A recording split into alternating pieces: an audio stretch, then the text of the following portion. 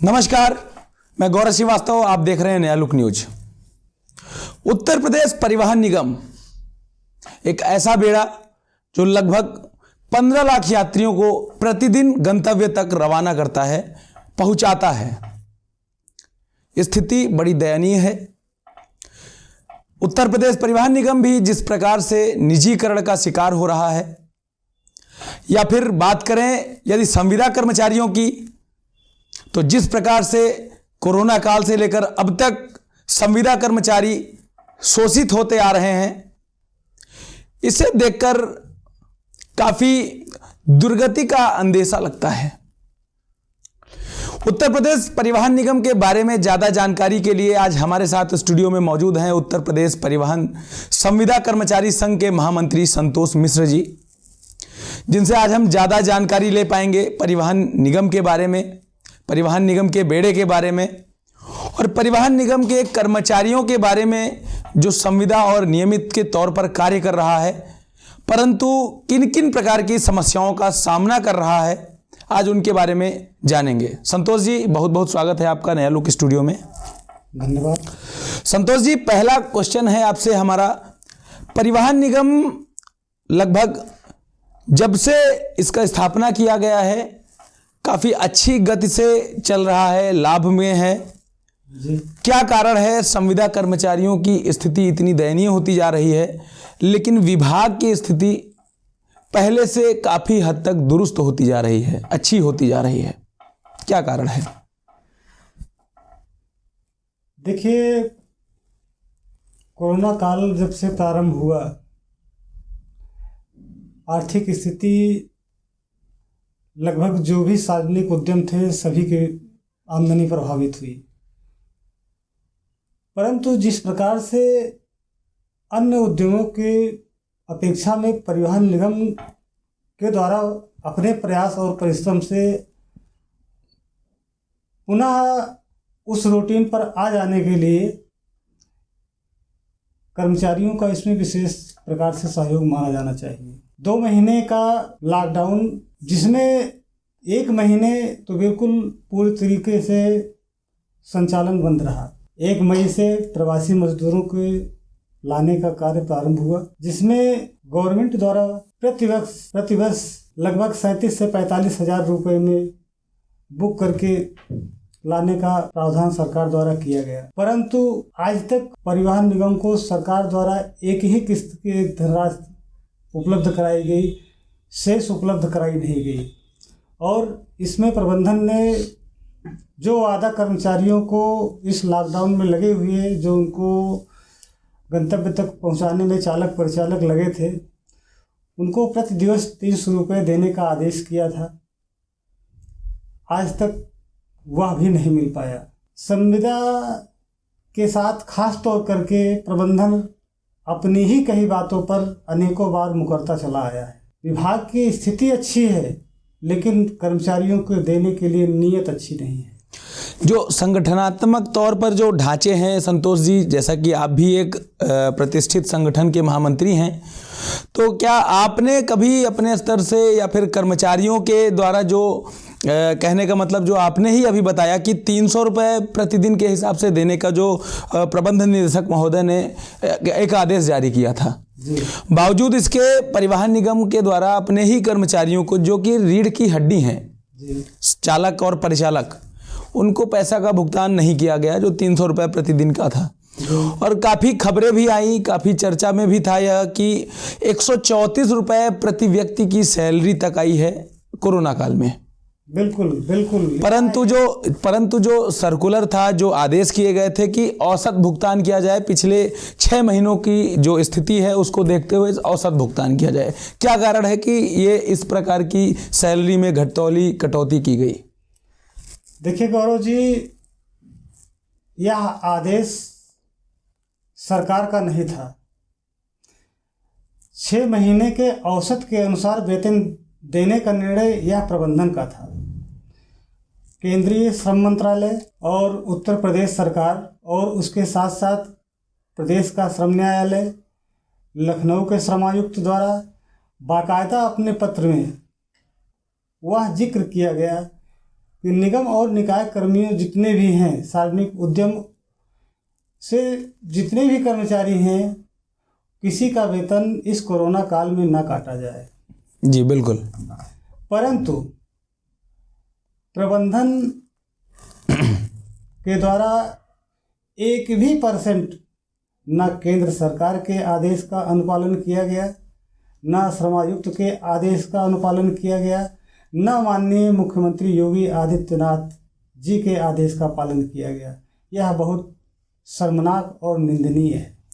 क्या संतोष जी, आपने कभी अपने संगठन के बैनर के तले ये आवाज़ बुलंद करने की कोशिश नहीं की कि ये जो हो रहा है, अन्याय हो रहा है कर्मचारियों के साथ और इस पर न्याय कैसे किया जा सकता है? इस पर कभी आपने अधिकारियों से बात करने की कोशिश नहीं की, या मुख्यमंत्री को कोई पत्र लिखा हो, प्रबंध निदेशक को कोई पत्र लिखा हो? जी, मुख्यमंत्री को हमने पत्र लिखा। 21 सितंबर को हमने मुख्यमंत्री को पहला पत्र लिखा, जिसमें हमारे अन्य समकक्ष संविदा संगठनों के द्वारा वह मेरे द्वारा लिखा गया वह पहला पत्र था। इसके पूर्व कार्यरत कई वर्षों से जो संगठन संविदा के हैं, उनमें किसी संगठन द्वारा कोई पत्र नहीं लिखा गया। फिर इसके बाद अक्टूबर में भी हमने प्रबंध निदेशक को पत्र लिखा, परंतु जिस प्रकार से मानवता को ताक पे रख करके प्रबंधन ने कार्य किया है, यह बहुत ही निंदनीय है। इस कोरोना काल में प्रत्येक आदमी परेशान है, फिर भी वह अच्छी आय लाने के लिए चालक परिचालक पर दबाव बनाया जा रहा है, जबकि सरकार, राज्य सरकार एवं केंद्र सरकार का बराबर निर्देश आते रहे हैं कि जहाँ जरूरी हो तभी घर से निकले, अन्यथा घर पे ही रहें। लेकिन रोडवेज के अधिकारी चाहते हैं कि कोरोना और बढ़े, अधिक से अधिक संख्या में लोग जो है बसों में यात्रा करें, रोड पर निकलें। यह दुर्भाग्य है कि जिस प्रकार से केंद्र सरकार की गाइडलाइन के अनुसार राज्य सरकार को अपने अधीनस्थ अधिकारियों को उस आदेश का अनुपालन करने के लिए योजनाबद्ध तरीके से कार्यवाही करनी चाहिए, उसको सफल क्रियान्वयन कराने में माननीय योगी सरकार जी विफल रहे हैं। यह बहुत शर्म की बात है कि एक तरफ जहां केंद्र सरकार और राज्य सरकार बार बार दिशा निर्देश दे रही है कि आपका जब जरूरी हो, कोई काम हो तभी आप घर से निकले, परंतु रोडवेज के अधिकारी ने इसका एक बहाना लेकर के एक सीमा लगा दी, 50% की बाध्यता अनिवार्य कर दी संविदा कर्मचारियों के लिए। जी, खबरें इस समय काफ़ी प्रचलित हैं कि 50% यदि लोड फैक्टर नहीं आता तो कटौती की जा रही है संविदा कर्मचारियों की। जी। तो क्या ऐसा कुछ नियमित का भी सर्कुलर है, नियमित की भी कोई कटौती जारी है या फिर सिर्फ संविदा कर्मचारियों की जारी है? नहीं, इसमें नियमित की कोई कटौती नहीं है। जी देखिए, सोचने वाली एक बात है, अभी 3 तारीख को रात 11 बजे कई दिनों से मंथन चल रहा था मुख्यालय में। जी, एक निर्णय हुआ। मेरी जानकारी में 1989 के बाद यह दूसरा मोर्चा इस विभाग में बना है, जिसमें अधिकारी और सभी ट्रेड संगठनों के पदाधिकारी मिल करके इस योजना को अमली जामा पहनाने में लगे हैं। जी, जो पूर्ण रूप में तैयार हो गया है और 4 तारीख को इसकी पूरा जो खाका है वह जारी कर दिया गया। परंतु एक सोचने वाली बात है कि मात्र पूरे प्रदेश में 22,000 के आसपास नियमित कर्मचारियों की संख्या है।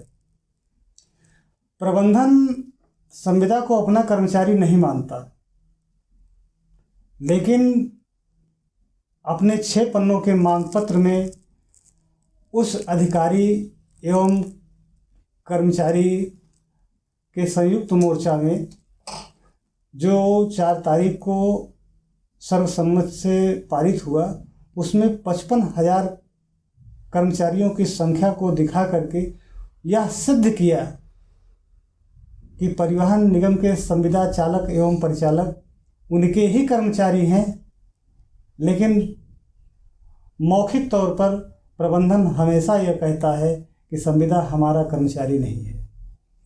दूसरी चीज़ गौरव जी, हम आपको बताना चाहेंगे कि 50% की जब अनिवार्य की चालक परिचालक को वेतन संबंधी देयक से इसको जोड़ दिया जी।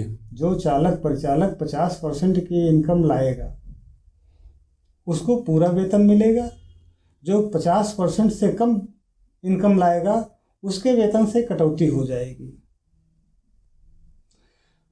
यदि एक ही बस पे एक नियमित चालक है और एक संविदा का परिचालक है तो नियमित चालक का वेतन 1 रुपया नहीं कटेगा, लेकिन उसी जगह उसी गाड़ी पर एक ही समानांतर संचालन में अगर संविदा का परिचालक है और उसका लोड फैक्टर कम हो गया 50% से जी, तो संविदा के वेतन में कटौती की जा रही है। सबसे मुख्य बात यह है कि संविदा नियमित में मानदेय में अंतर हो जी, ठीक है, अच्छी बात है, ये सरकार की नीतियां हैं, परंतु किसी के जीवन यापन से जुड़ी हुई जो मौलिक उसके अधिकार हैं, समानता का अधिकार, उसके तहत आप कार्य ज़्यादा लें, पैसा भी कम दें, ये कहाँ का न्याय है।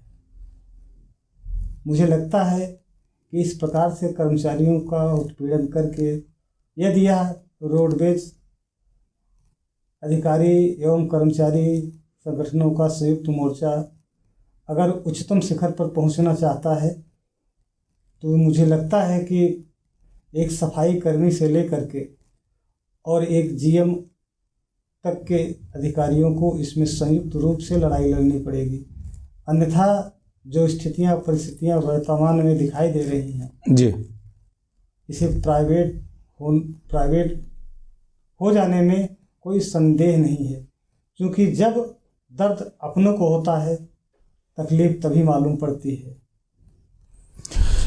निजीकरण के बारे में एक जो काफ़ी ज्वलंत मुद्दा है, हमने शुरुआत में ही बताया कि निजीकरण के द्वारा जो मंशा है परिवहन निगम के शीर्ष पदाधिकारियों की अधिकारियों की, जो सबसे ज़्यादा यात्री का लोड प्राप्त करता है वो गोरखपुर से दिल्ली का रोड है, और उसी रोड को प्राइवेट परमिट बांट करके बेचने का जो रोड मैप तैयार किया गया है, कहीं ना कहीं उसके बारे में भी कर्मचारी संगठन हो या फिर कर्मचारी हो नाराज दिख रहे हैं।